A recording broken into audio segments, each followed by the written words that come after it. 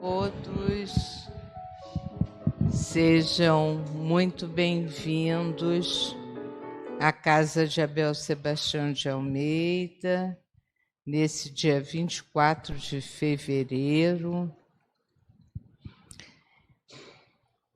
Vamos nos desligando das preocupações, das aflições, e vamos nos colocar confiantes na providência divina que traz para cada um de nós os cuidados de que somos necessitados.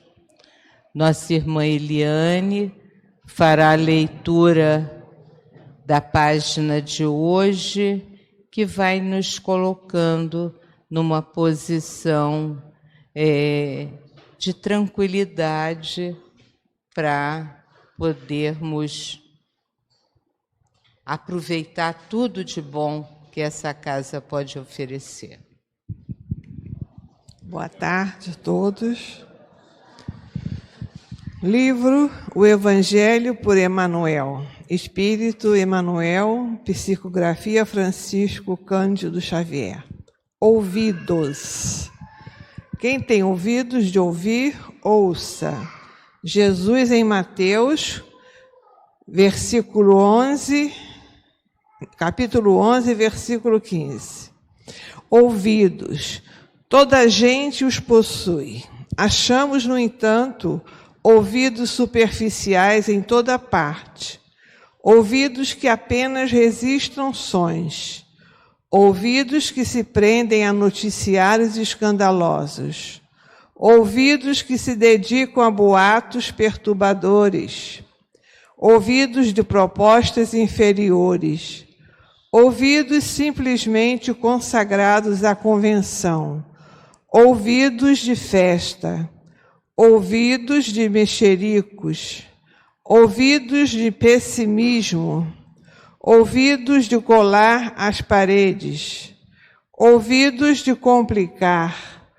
Se desejas, porém, sublimar as possibilidades de acústica da própria alma, estuda e reflete, pondera e auxilia fraternalmente, e terás contigo os ouvidos de ouvir, a que se reportava Jesus, criando em ti mesmo o entendimento para a assimilação da eterna sabedoria.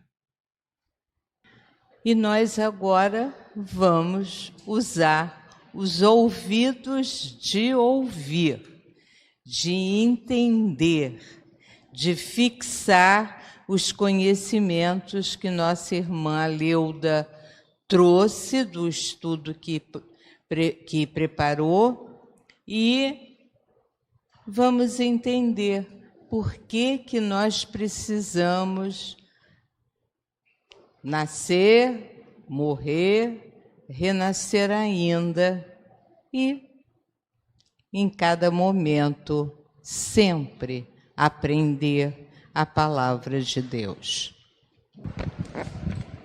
Boa tarde a todos. Bem-vindos à Casa de Abel Sebastião de Almeida. Mais uma segunda-feira de estudo do Evangelho segundo o Espiritismo. O nosso capítulo de hoje, nós vamos começar o capítulo 4. Ninguém poderá ver o reino de Deus ou o reino dos céus se não nascer de novo. E me coube comentar os itens de 1 a 17, só isso, 1 a 17, que fala de ressurreição e reencarnação. Em primeiro lugar, vamos entender as palavras ressurreição e reencarnação, primeiro passo, porque são palavras foneticamente, ou seja, no som, muito parecidas, não são? Na grafia também, reencarnação, ressurreição. e também são bem parecidas no significado. O único detalhe faz a diferença entre ressurreição e reencarnação.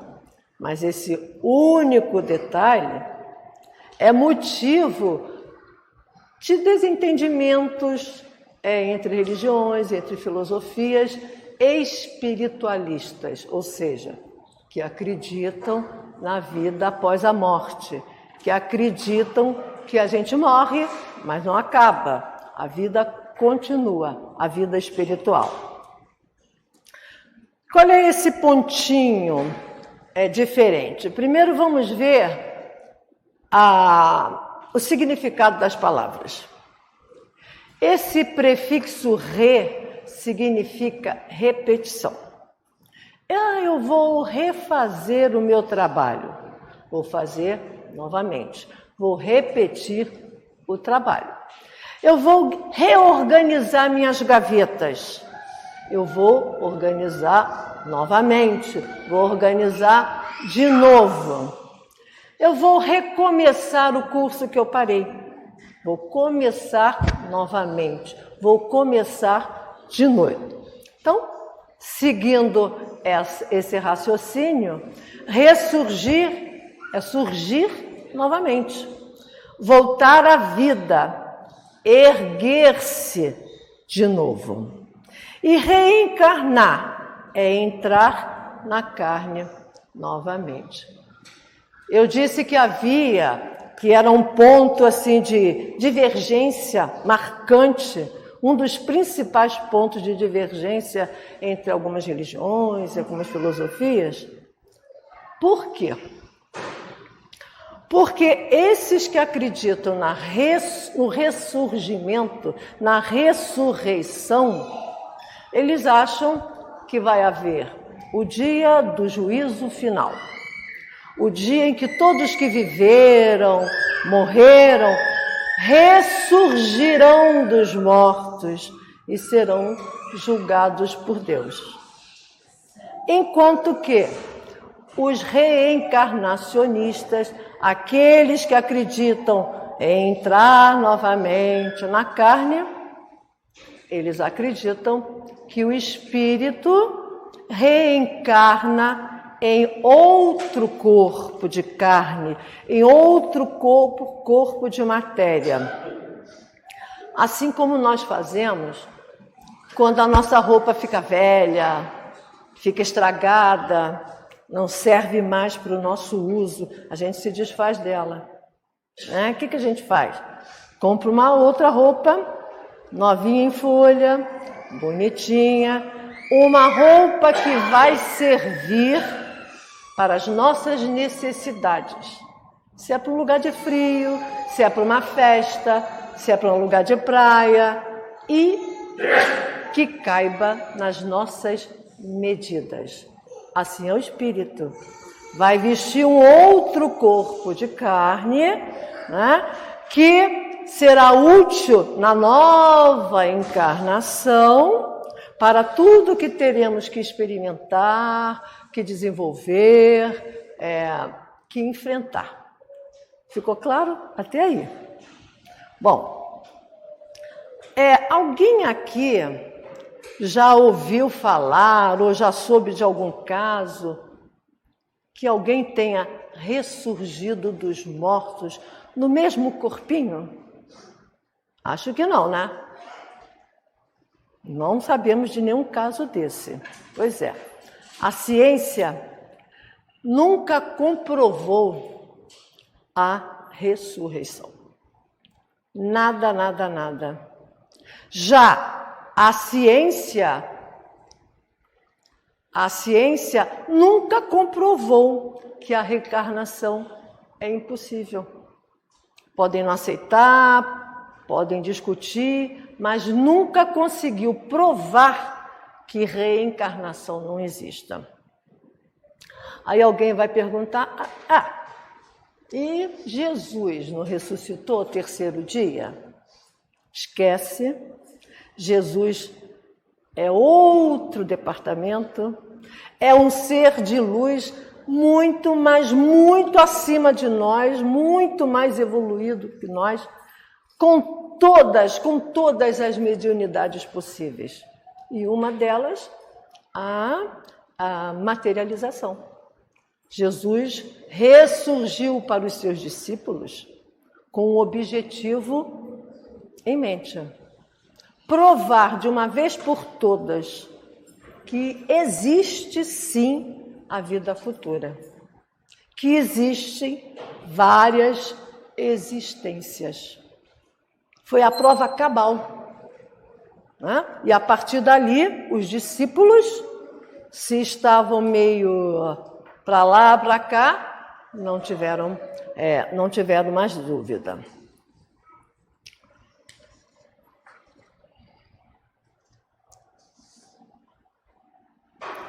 Bom, e Lázaro e Tabita, ou Tabita, também não ressuscitaram? Tabita foi ressuscitada por Pedro.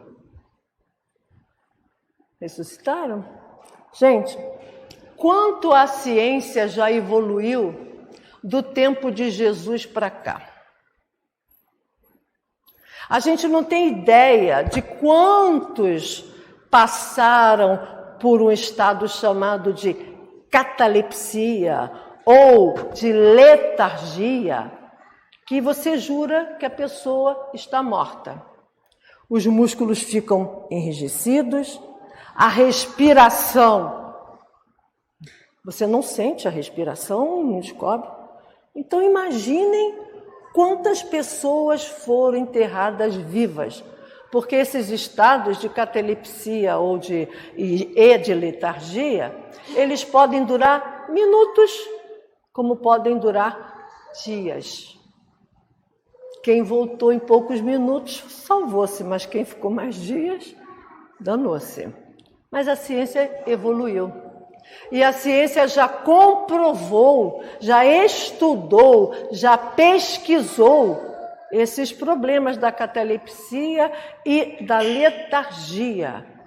Já há aparelhos, já há procedimentos para provar, para chegar a certeza se aquela pessoa está morta ou não. Fiquem tranquilos, ninguém mais vai ser enterrado. Está rindo? Ninguém mais vai ser enterrado vivo. O fato, então, nós vamos nos prender mais à reencarnação e vocês vão entender por quê. Seria uma ideia nova apresentada pela nossa doutrina espírita a reencarnação? Nada disso. A reencarnação, a ideia da reencarnação, ela é antiquíssima, mas é muito antiga. Então eu fiz assim um esquema, vamos ver como era visto, como era entendido, ou como desconfiavam da reencarnação, mesmo que usasse o nome de ressurreição, na época antes de Jesus, na época de Jesus e com o surgimento da nossa doutrina, do Espiritismo. Então, número 1, antes de Jesus. Vocês sabiam que os antigos egípcios colocavam dentro dos caixões das pessoas que morriam bilhetinhos, exaltando aquele ser? Ele era bonzinho, ele ajudava os pobres, ele fazia caridade, ele era isso, ele... Para quê? Para tentar convencer o deus Osíris, que era o deus da vida e o deus da morte, deixar que eles voltassem a encarnar. Quanto tempo isso? As Upanishads, que são as Upanishads? São textos que expõem a essência do pensamento hindu. Olha o que fala um dos textos de uma Upanishad. Na origem de cada ser há uma centelha de consciência espiritual que não morre e começa com o ser ignorante. Seu aprendizado até a conquista da maturidade espiritual é feito no revestimento temporário da matéria, por meio de uma sucessão de renascimentos, provas e mortes. Está lembrando alguma coisa aí da nossa doutrina? Isso, gente, 5.000 anos antes de Cristo. 5.000 anos antes de Cristo. Parece que a gente está falando do Espiritismo.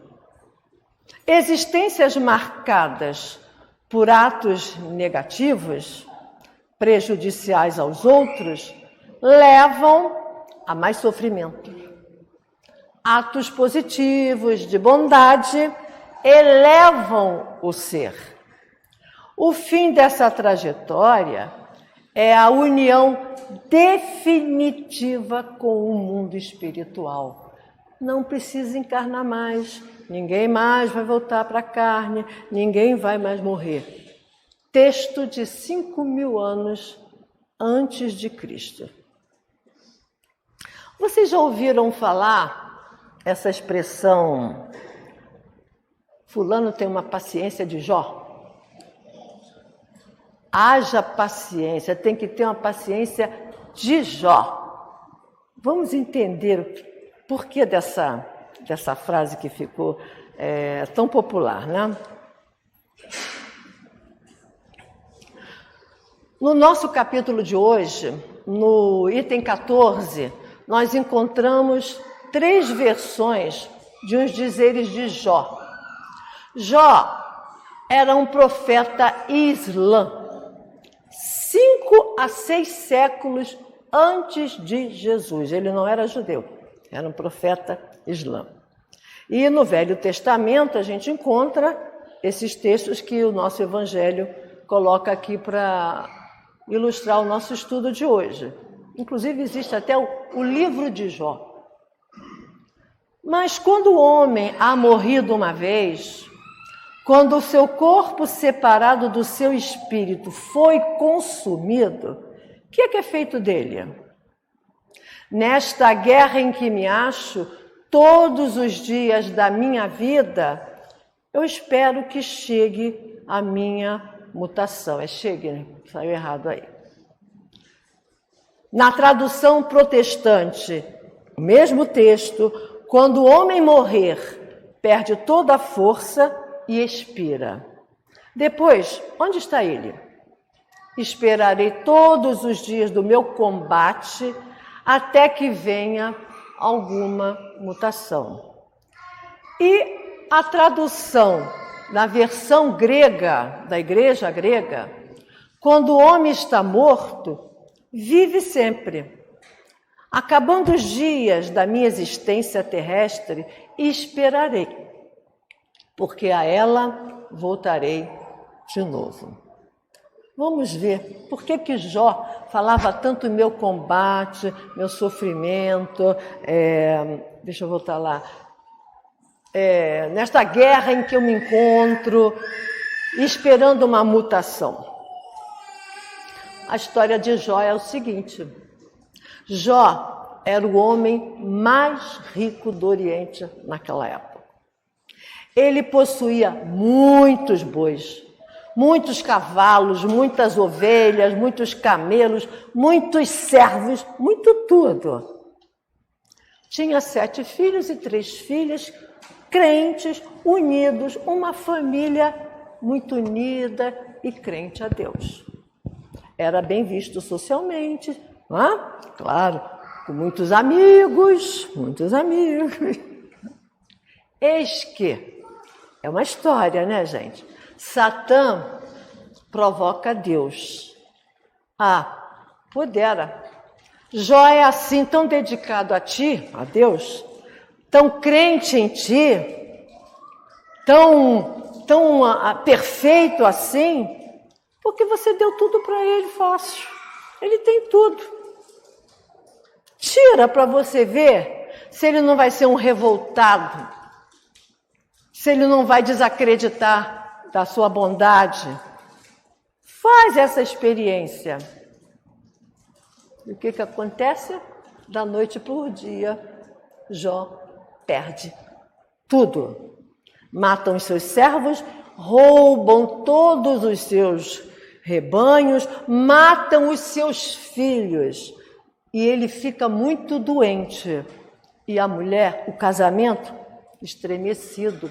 Porque a mulher queria que ele odiasse Deus. Culpava Deus. Como é que ele podia acreditar naquele Deus que fez isso, que fez aquilo, que fez aquilo, que fez aquilo outro? Também o casamento. Os amigos sumiram todos. O seu prestígio social findou. Então, Jó continuava crente. Jó continuava com fé em Deus. Quando as pessoas o provocavam, incentivando ele a culpar Deus, a se revoltar contra a vida, uma das suas respostas foi: ele deu, ele tirou. Muito tempo depois, Jó recupera tudo em dobro. Tem mais 7 filhos e 3 filhas.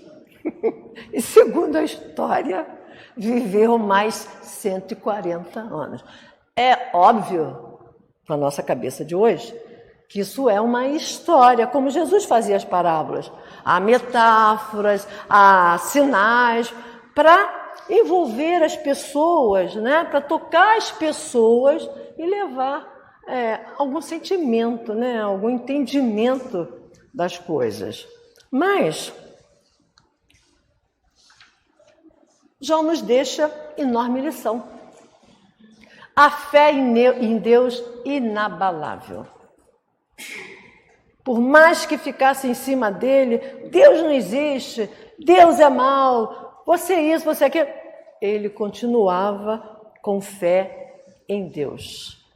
Ele acreditava que Deus era um ser poderoso, amoroso, e que se ele passava por alguma dificuldade, ou aliás, por muitas dificuldades, Deus sabia o porquê. Ele tinha que esperar. Olha o exemplo da resignação.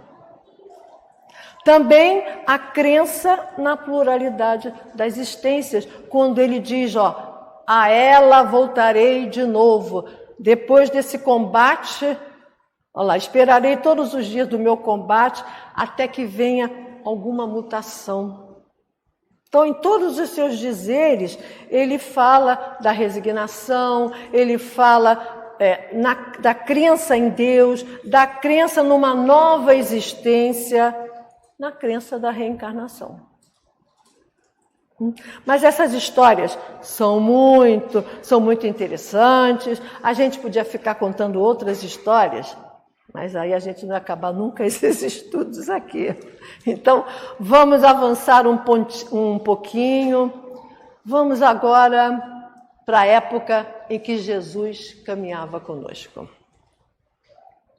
Fecha os olhos e imagina Jesus caminhando. Nós estávamos lá, aquela paz, aquele ser iluminado, aquela bondade personificada. E um dos títulos, aliás, o título que Jesus mais gostava que usassem quando se referia a ele, era o título de mestre. E ele realmente, era o mestre, um mestre extraordinário. E como todo mestre, ele tinha um plano de curso, vamos assim dizer. O que ele veio fazer aqui nesses 3 anos? Ele veio ensinar alguma coisa. Como todo mestre, como todo professor, né, Edisa? Tem um plano. Tem a motivação, tem os objetivos, o conteúdo, é claro, a avaliação e a conclusão. Concorda, Edisa, professora? Muito bem, vamos ver a motivação que Jesus fez com que iniciasse aquele curso, né? Ele, nas bodas de Canaã, transforma água em vinho. O seu primeiro milagre. Que cara é esse? Pô, quem é esse cara, pô? Os discípulos lá. Quem é esse cara? Pô, ele conseguiu transformar água em vinho. Isso nunca aconteceu. O que é isso que está acontecendo? Vamos ficar de olho. Vamos acompanhar. Vamos ver o que ele tem para nos dizer. O que mais que ele vai fazer? E naqueles 3 anos de curso, ele curou cegos e paralíticos. Mais motivação. Ele ressuscitou mortos. Ele exemplificou a compaixão. Curou uma mulher hemorradícia. Evitou o apedrejamento da mulher adúltera. Livrou o lunático de um obsessor. Tudo isso motivava aquele povo. Né? Quem é essa pessoa? Tanto que incomodou os senhores da lei, né? Os fariseus, aquela turma toda lá que dominava Israel. Os seus objetivos. Vamos lá.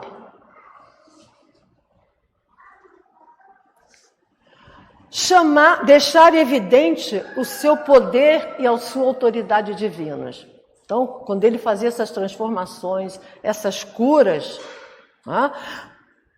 ele mostrou que ele realmente tinha um poder a mais, um poder divino, uma autoridade. Sai desse corpo. E o lunático ficou curado.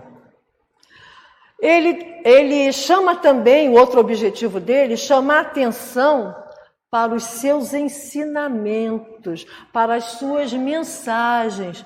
Então, se esse cara faz isso, vamos ouvir o que ele está dizendo. E suas mensagens atendem aos objetivos. Ele passa a ideia de um Deus Pai amoroso e bom, desmancha, anula, apaga aquela ideia de Deus malvado, um Deus vingativo, um Deus que devia se temer, e ele traz o Deus que deve se amar. Ele traz a ideia do amor ao próximo como a si mesmo, ele traz o amor, ele resume a lei, em amar a Deus sobre todas as coisas e ao próximo como a si mesmo. Ele consegue reafirmar a fé na vida futura, que, diga-se de passagem, os judeus já acreditavam. Só que, de uma maneira assim meio confusa. Eles sabiam que existia algo depois da morte, que existia a alma, mas não sabiam, não entendiam, não tinham como entender como é que isso se processava, como é que isso voltava, como é que João Batista era a reencarnação de Elias, como é que se dá isso? Não tinham noção. Ele reafirma a fé na vida futura e ele reafirma a necessidade de nos transformarmos para melhor, de seguir o seu exemplo. Ele é o caminho, a verdade e a vida. Vamos nos transformar com os ensinamentos para melhor. Vamos nos transformar da água para o vinho. Você está melhor? Você está melhor? Poxa, muito melhor. Me transformei da água para o vinho. A gente não usa isso? Boa, muito melhor. E a ideia da reencarnação. Ele soltou a ideia da reencarnação. Naquele diálogo com Nicodemos, isso aí fica bem patente, né? Nicodemos era um fariseu, mas que simpatizava com Jesus. Chega uma noite perto de Jesus e puxa lá um papo com ele. Mestre, Sabemos que vieste da parte de Deus para nos instruir como um doutor. E Nicodemos era um doutor da lei. Porque ninguém poderia fazer os milagres que fazes se Deus não estivesse com ele, com aquele que faz milagre. Então, só pode fazer aqueles milagres quem está com Deus. Eu tenho empregado a minha existência em interpretar a lei, mas desejava receber a vossa palavra sobre os recursos de que deverei lançar mão para conhecer o reino de Deus. Jesus então responde: em verdade, digo-te, ninguém pode ver o reino de Deus se não nascer de novo. Nicodemos, boca aberta. Como, Senhor, que eu, velho desse jeito, vou poder entrar novamente no ventre da minha mãe? E Jesus, se o homem não renasce da água e do espírito, quer dizer, da matéria e do espírito, corpo e espírito, não pode entrar no reino de Deus. O que é nascido da carne é carne, e o que é nascido do espírito é espírito. Jesus mostra a Nicodemo a dualidade do ser humano, que o ser humano é composto de matéria e espírito, de carne e espírito. E ele continua: o espírito sopra onde quer e ouves a sua voz, mas não sabes de onde ele vem, nem para onde ele vai.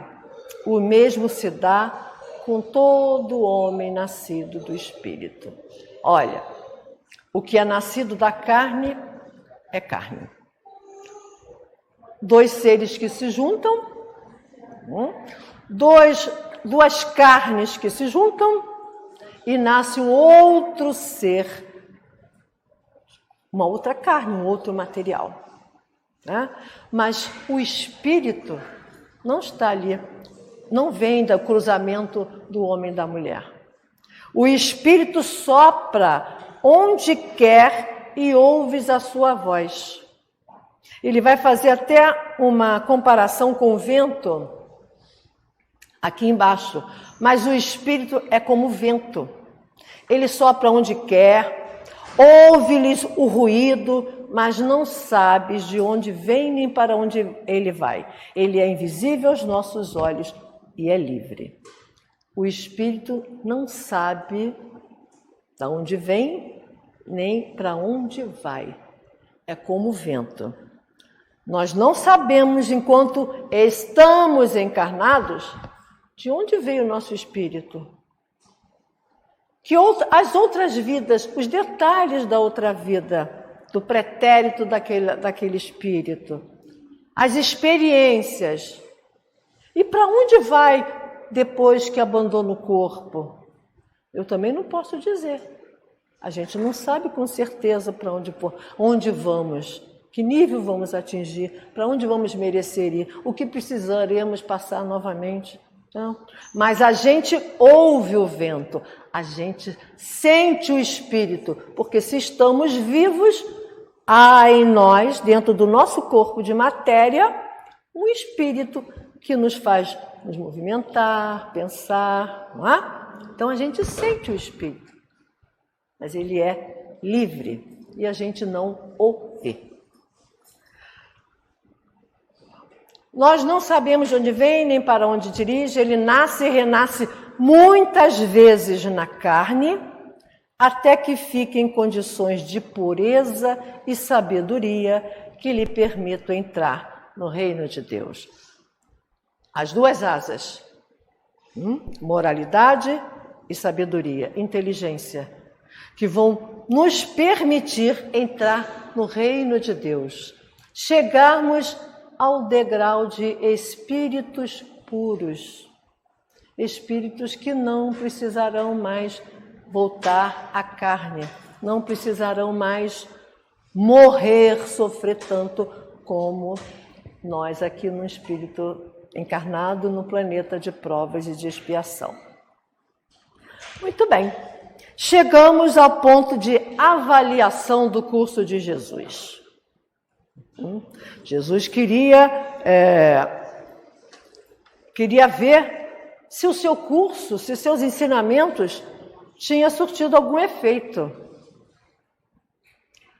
Aí ele chega para os seus discípulos, para os seus alunos e pergunta: quem dizem que eu sou?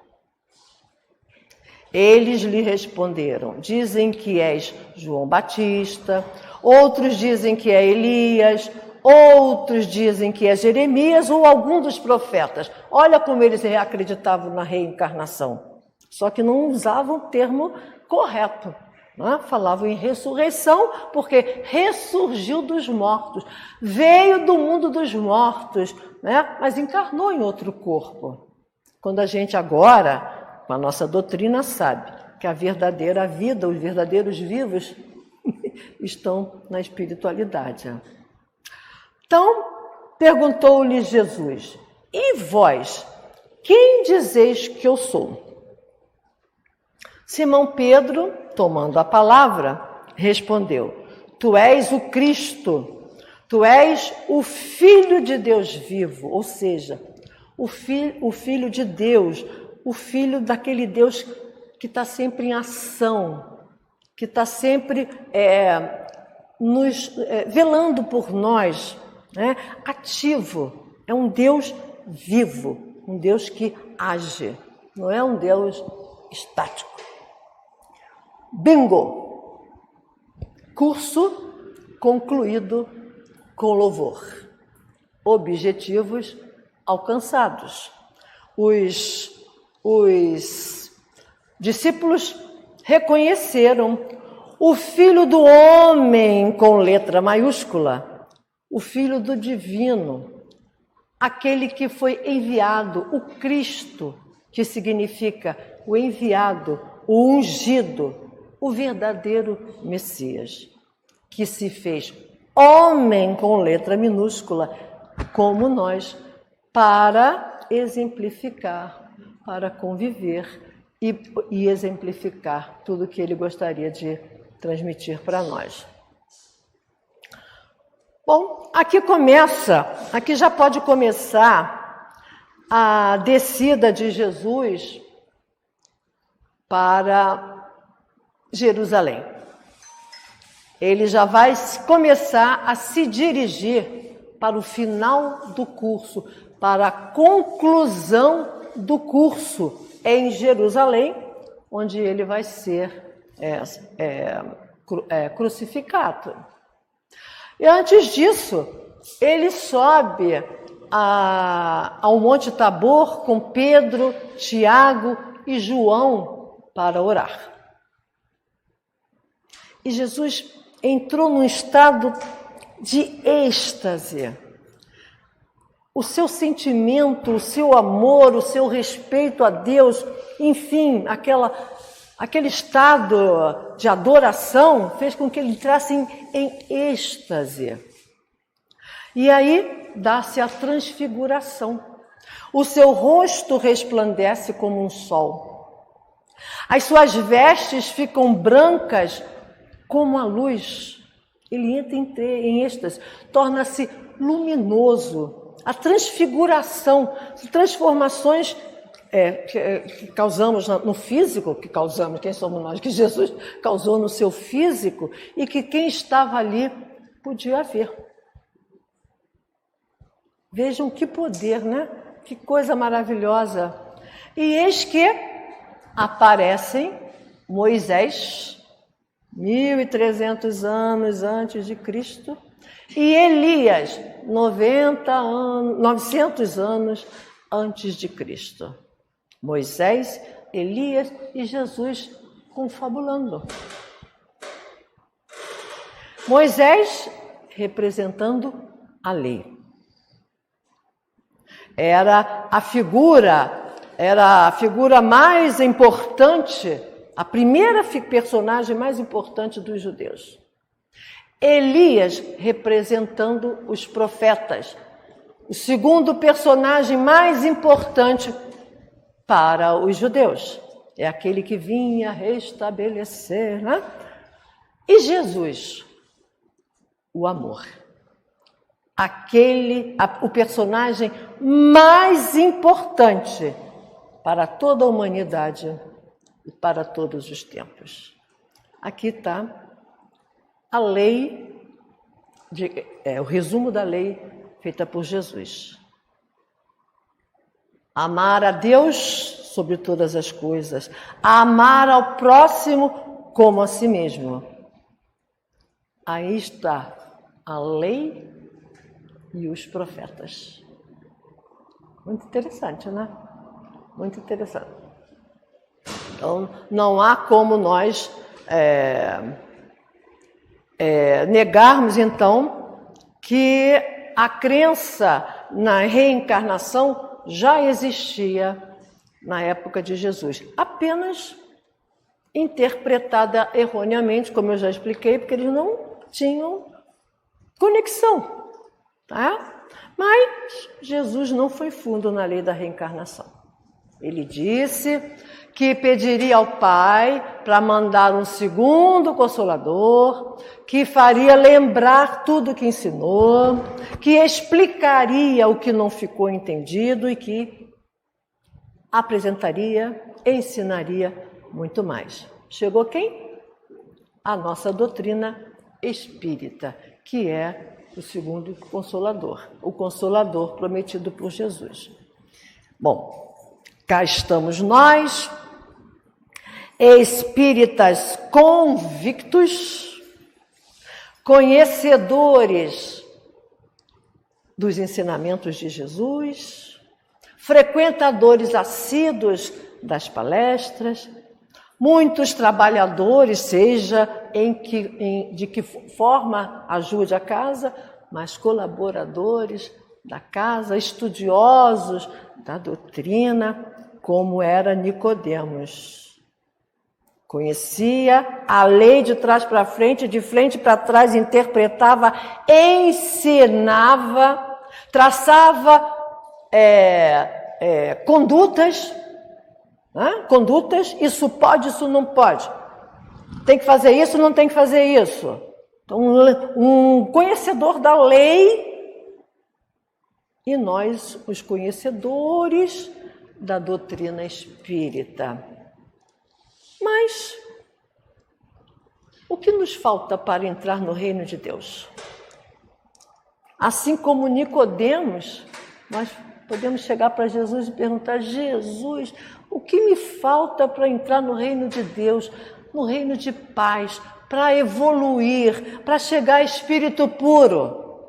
E Jesus poderia responder para nós: meus filhos, não adianta só saber, tem que fazer. Falta viver a lei divina no âmbito dos nossos interesses pessoais e nos relacionamentos que nos cercam. Valorizar mais o ser do que o ter. Falta nascer de novo. Só que esse nascer de novo, com certeza, Jesus não se referia a nascer de novo biologicamente, né? Jesus aqui para nós está se referindo ao nascimento espiritual. E faltou aqui também, eu vou dispensar a minha secretária, o nascimento emocional. O que é o nascimento espiritual? Nascer de novo. O nosso espírito nascendo em uma nova vida, com outro corpo físico, com a oportunidade de refazer escolhas, valorizando o ser ao invés de ter, viver em consonância com a lei divina de amor, justiça e de caridade. Aplicar os conhecimentos. Nos cuidar mais do nossa parte moral, do nosso espírito, do que da nossa parte material. E o que seria que estava faltando aqui? O nascimento emocional. O nascimento, ó, já tá o seu celular já está nascendo aí novamente.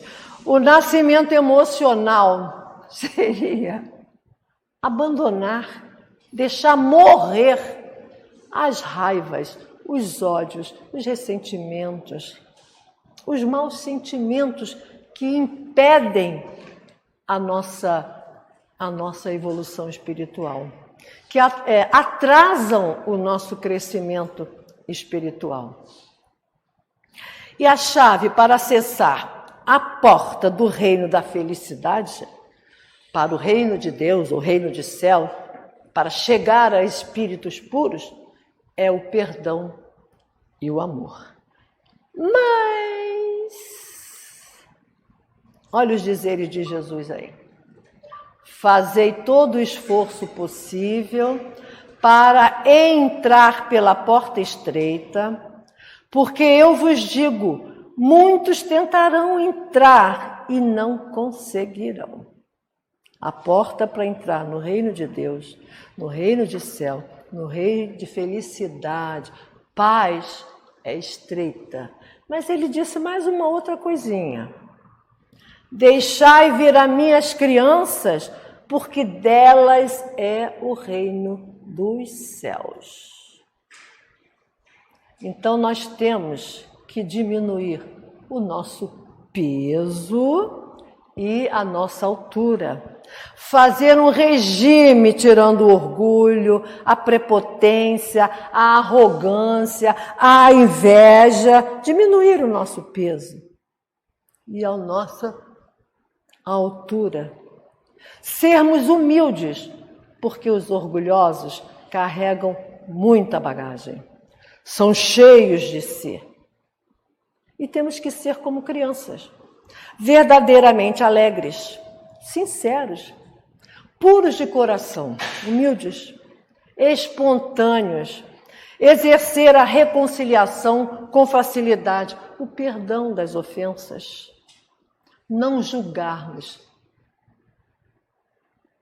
a indulgência, aceitar e respeitar o outro, como ele é, como nós queremos que nos respeitem, como nós somos.